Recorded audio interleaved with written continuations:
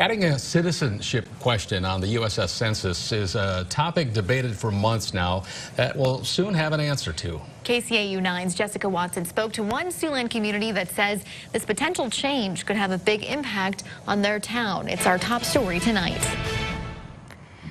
The decision to add a citizenship question to the U.S. Census is currently in the hands of the Supreme Court. The ruling is expected to come sometime this month, but today the mayor of Storm Lake says he is worried about the impact that decision could have on his town.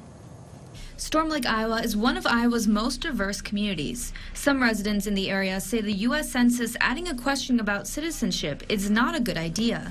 The past time that I fill out the papers, I had some people living with me and they were afraid of me to put them in the census. The mayor of Storm Lake says that funding for their city comes from the population estimate from the census. Without the correct population, the city does not receive the correct funding. And we receive a lot of funding based on what your population is. Our last census in 2010, we were at 10,600 people, I believe. And we have probably, estimates are up to like 13,000 people living in town, which is that's a 30% larger amount than what our census says. The Storm Lake School District uses the population from the census in order to calculate where the school stands in size for receiving grants. However, they want parents to be comfortable.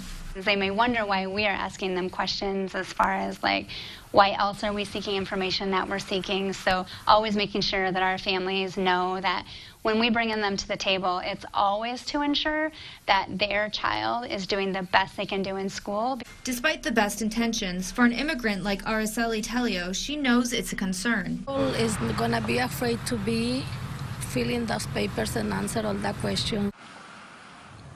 The mayor of Storm Lake told me every time the census comes around, they do the best they can to make sure people in the town know their answers are kept private and they don't have to fear participating in the census. Jessica Watson, KCAU 9 News.